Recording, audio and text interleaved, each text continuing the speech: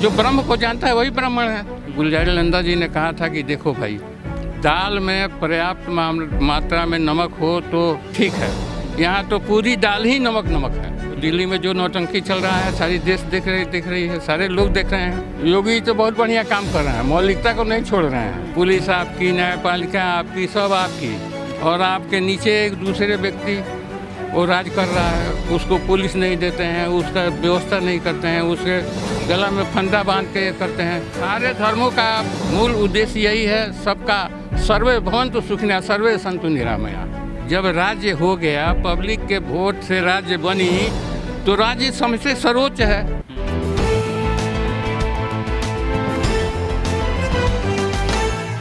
Sir क्या नाम है आपका? योगी आदेश आनंदपुरी नानक। तमाम ग्रंथों में इन्होंने लिख दिया है, रामचरितमानस में ऐसा लिखा हुआ, मनुस्मृति में लिखा हुआ है कि ब्राह्मण चाहे कितना ये हो लेकिन वो पूजनीय है तो पूजनीय रहेगा। मैं तो पूछता हूँ कि ब्राह्मण कौन है, हमको बोले ना, ब्रह्म को जानता है वो ब्राह्मण है। ब्रह्म क्या है हमको बताओ ना, ब्राह्मण लोग कौन है ब्राह्मण, आप ही बता दीजिए। ये मनमुखी वाले लोग हैं। अब ब्राह्मण किसी के साथ हाथ तो नहीं फैलाएगा। ब्राह्मण जो ब्रह्म को जानता है, जो परमात्मा से, जो सर्वश्रेष्ठ शक्ति से संचालित होता है, उसको हाथ फैलाने की क्या जरूरत है? मतलब ब्राह्मण कोई जाति नहीं है? कोई जाति नहीं है। ब्राह्मण जो ब्रह्म को जानता है, ब्रह्म जानती जाने ब्राह्मण, जो ब्रह्म को जानता है वही ब्राह्मण है। पंडित तो कोई भी हो सकता है, साइकिल बनाता है वो पंडित है, मोटरसाइकिल बनाता है वो पंडित। ब्राह्मण तो एक जाति है ना, अब आप तो एक जाति, कोई जाति नहीं है, कोई जाति नहीं है। क्षत्रिय है, वैश्य है, शूद्र है, तो ऐसे ये आपका बनाया हुआ है ना, ये आपके द्वारा, आपकी ये मानव रचित है। हमारे ऋषियों ने इसकी रचना नहीं की है। भगवान कृष्ण ने भी कहा है। ऋषियों ने क्या बनाया था फिर? ऋषियों ने बनाया था कि जो जहाँ है उसकी प्रसिद्धि है, सब लोग परमात्मा के अंश हैं, सारे जीवों में परमात्मा व्याप्त है, परमात्मा ही कराता है, परमात्मा ही करवाता है, परमात्मा सबसे सर्वश्रेष्ठ है। व्यक्ति परमात्मा के सामने, समाज के सामने इकाई का कोई महत्व नहीं है। और ऋषि ब्राह्मण नहीं होते थे क्या? मैंने तो आपसे कहा कि जो ब्रह्म को जानता है वही ब्राह्मण है। हाँ, अब आपको डॉक्टर अंबेडकर को लोग कहते हैं वो दलित हैं, वो दलित कैसे हैं? वो तो ब्राह्मण हैं। कब वो ब्रह्म जानता तब ना उतना बड़ा आविष्कार कर दिया जिसके निर्देश पर सारा हिंदुस्तान चल रहा है। वो जो जानकार है, परमात्मा को जानता है, परमात्मा की कृपा को अनुभव करता है, परमात्मा से बातें करता है। तो ऐसे तो कितने लोग हैं जो ओबीसी, अगर SC ST OBC जो आज अच्छे पदों पर हैं, जिन्होंने अपनी बुद्धि को हमेशा से प्रदर्शित कर अपने दिमाग को, अपने वैभव को, और उन्होंने स्थापित किया है अपने आप को, ऐसे बहुत लोग हैं, तो वो ब्राह्मण हुए। देखिए, ये समूचा जितनी, जहाँ तक आपकी दृष्टि जाती है, जितना ये विराट है, जितने लोग हैं, सब अपने अपने कर्मों का फल भोग रहे हैं। आपने पिछले जन्म में जैसा कर्म किया है वैसा आज भोग रहे हैं। आपको जीरो और कुछ मिला है, इससे भी और काम ऊपर कीजिएगा तो और उच्च जातियों में जाइएगा, उच्च जातियों नहीं, उच्च वर्ग में जाइएगा, सर्वश्रेष्ठ होइएगा। जैसे सरकार का नियम है कि जो अफसर बढ़िया काम करता है प्रमोशन होता है, बुरा काम करेगा तो डिमोशन करेगा। तो परमात्मा सर्वश्रेष्ठ है, सबसे ऊपर है। परमात्मा है, परमात्मा ही है, परमात्मा है, चारों तरफ परमात्मा है। आप परमात्मा, ये परमात्मा, सब तो परमात्मा है। ये जितने मकान बने हैं, कोई किसी में बालू कहाँ नहीं है। कहाँ है परमात्मा? ये मूर्तियाँ बनी है मिट्टी। आप ओबीसी हैं, मैं वो सब वैश्य हूँ, तो सब ऐसे हैं। देखिए, परमात्मा, आप कह रहे हो इनको परमात्मा बता, उनका जो स्वरूप है उसी तरह मेरा भी स्वरूप है। स्वरूप तो एक है उनका तो ये नहीं है कि ये पीछे है मेरा आगे है। जैसे वो है उसी तरह गोरा, पतला, लंबा, छोटा, ये तो दूसरी बात है। ये तो परिवेश के अनुसार है। जो शक्ति उनमें है वही शक्ति हमारे में है, वही शक्ति पशु पक्षियों में है, वही चींटियों में है, वही हाथी में है। ये तो उस कुदरत की माया आज तक किसी ने नहीं जाना। सबने उसको गुणगान किया, उसकी कृपा महसूस की। हम तो देखते हैं, रात दिन परमात्मा को अनुभव करते हैं, रास्ते चलते हैं तो परमात्मा है, सब जगह उनकी कृपा है। अगर हम आदिकाल से बाद की बात करें तो मतलब सभ्यताओं में जाना गया, अगर हम भारत की बात करें या तो सभ्यताओं में जाना गया, हड़प्पा, मोहनजोदड़ो, तमाम तरह की सभ्यता। लेकिन अब अगर हम बात करते हैं तो धर्मों में बढ़ जाता है, जातियों में बढ़ जाता है। तो ये कैसे, मतलब क्या इसके पीछे की वजह क्या है, लॉजिक क्या है इसका?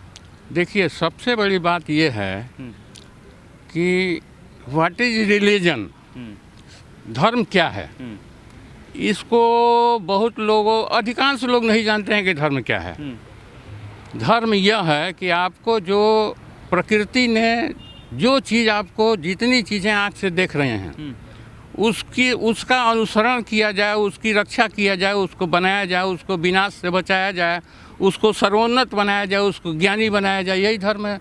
मानवता की रक्षा हो, सबका कल्याण हो, सबको जीने का अधिकार मिले, कोई किसी के प्रति ईर्ष्या नहीं रखे, आपस में प्रेम हो।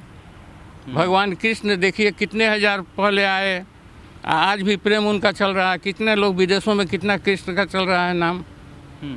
तो धर्म वही है जो शाश्वत को आप अपनाते हैं, शाश्वत का आचरण करते हैं, सत्य बोलते हैं, सत्य का गमन करते हैं, सत्य सोचते हैं, सत्य विचार है विचार सबको, यही धर्म है।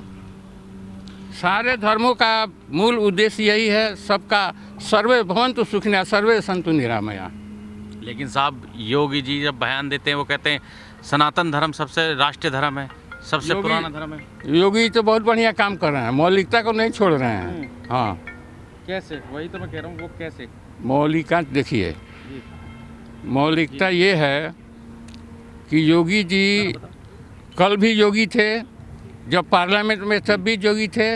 उनको जो स्वरूप था, उनका जो आचरण था, आज मुख्यमंत्री हैं तब भी उसी तरह हैं। मैं उनकी महानता को स्वीकार करता हूँ। वो अपनी देखिए मौलिकता को नहीं छोड़े। योगी का जो धर्म है उसको निभाते हुए सर्वजन सुखाय का काम कर रहे हैं। इससे ज़्यादा तो अच्छा करा ही नहीं किसी ने। और आत्मबल से काम, देखिए आप कोई भोजन कीजिए, आपका शरीर विकसित होगा, आपका स्वरूप सुधरेगा। जब तक आप सर्वश्रेष्ठ परम पुरुष, वो अकाल पुरुष ऊपर वाले हैं, उनकी स्तुति उनसे नहीं जुड़िएगा तो आप में तेजी नहीं आएगी, आपकी बुद्धि नहीं होगी, आपके स्वास्थ्य का संवर्धन नहीं, विचार का संवर्धन नहीं होगा। तो परमात्मा को मानना ही पड़ेगा। जो योगी ने जहाँ से शुरू किया, वो मुख्यमंत्री है तब भी वो उसी तरह सर घुटाए, कपड़ा पहने, वही ये कहना। हम लोगों की दशा ये है कि ये कोई मार देगा, ऐसा ऐसा बक बक बोलते हैं। ये समाज ऐसा है।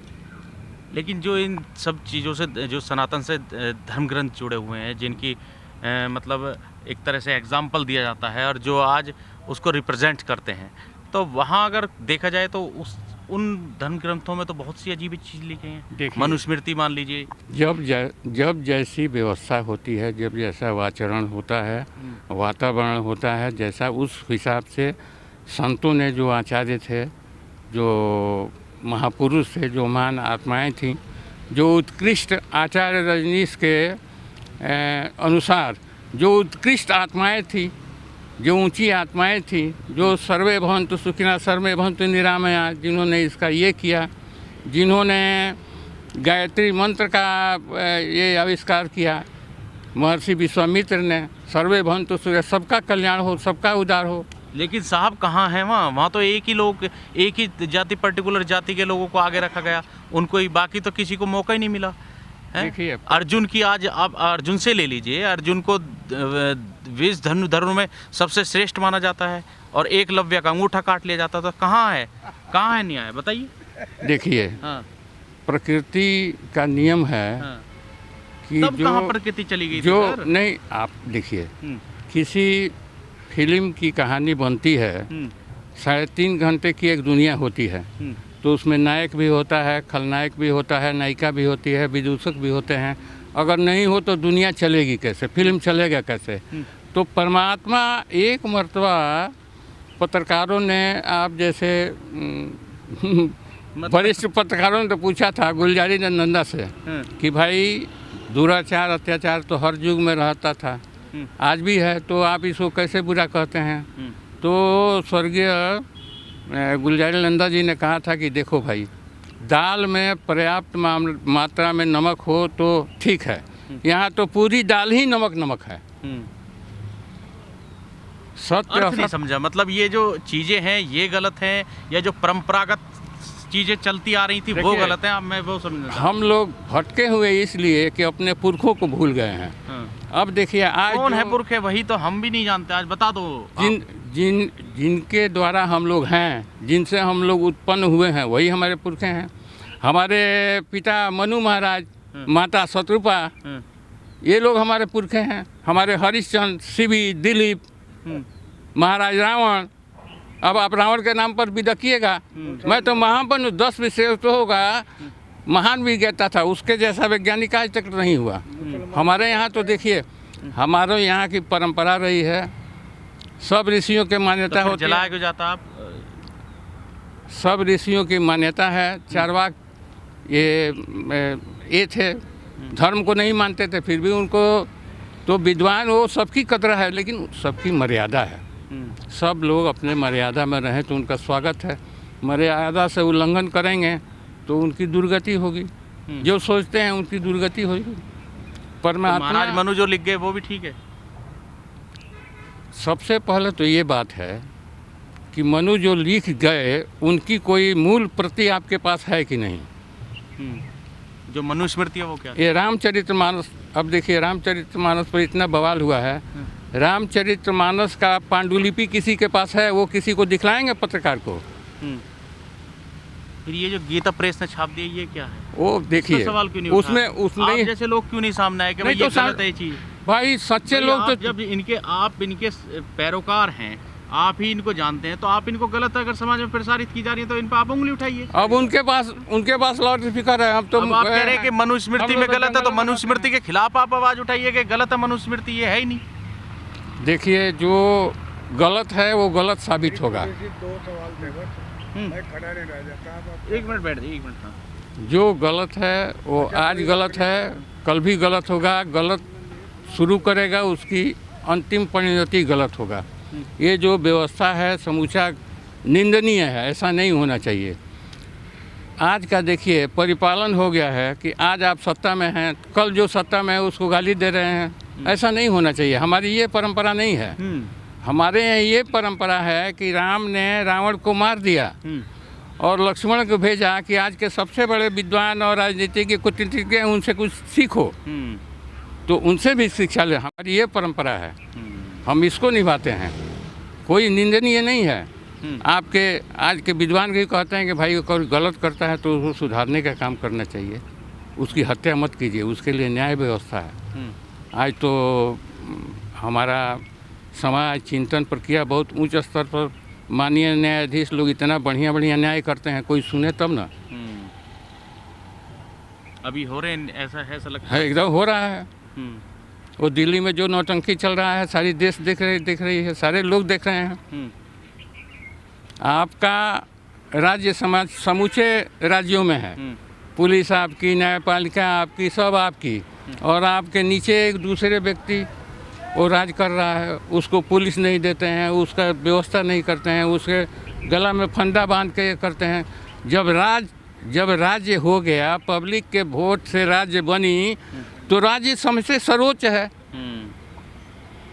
केंद्र किसी भी राज्य में कोई गलत काम हो तो केंद्र व्यवधान कर सकता है, उसमें हस्तक्षेप कर सकता है, केंद्र की मान्यता प्रथम होगी। तो वहाँ वो उपराज्यपाल को क्यों बैठाए हैं? वो चुना हुआ है। ये भारत के लोग नहीं जानते हैं, पढ़े लिखे लोग, विद्वान पुरुष जो समझदार हैं वो समझते नहीं हैं। ये न्याय नहीं है। आप चुनी हुई सरकार को स्वतंत्रता नहीं दे रहे हैं। आप किस व्यवस्था को अभी परसों देख रहा था आदरणीय प्रधानमंत्री का संबोधन, एक आदमी बोल रहा है, सारे लोग सुन रहे हैं। किस राजतंत्र की बात कर रहे हैं? प्रजातंत्र में सभी बोलते हैं, सभी सुनते हैं। एक आदमी बोलता है, सारे लोग सुनते हैं, इसका मतलब तानाशाही स्थापित करना चाहते हैं देश में। आप किस विद्वता को जाहिर करते हैं? लेकिन संसद में तो विपक्ष की बात ही नहीं मानी। जिस मुद्दे पे बात करनी चाहिए तो उस पर एक बार भी नहीं बोले प्रधानमंत्री जी। जब से सृष्टि शुरू हुई है, जर्मनी में एक बहुत बड़ा अध्यात्म तत्ववेत्ता हुआ है, जरथुस्त। उसने कहा है कि भाई जब से ये सृष्टि चली है तब से अच्छी शक्तियाँ और बुरी शक्तियों में बराबर संघर्ष होता रहा है। कभी अच्छी शक्तियाँ पराजित होती हैं, कभी बुरी शक्तियाँ पराजित होती हैं। ये जब तक संसार रहेगा यही रहेगा। लेकिन उन्होंने अपना विचार दिया है कि अंततो गोत्वा सत्य की विजय होगी। इस वीडियो में कही गई सभी बातें वक्ता की अपनी राय है, जिसकी पुष्टि हम या हमारा चैनल नेशन टाइम नहीं करता।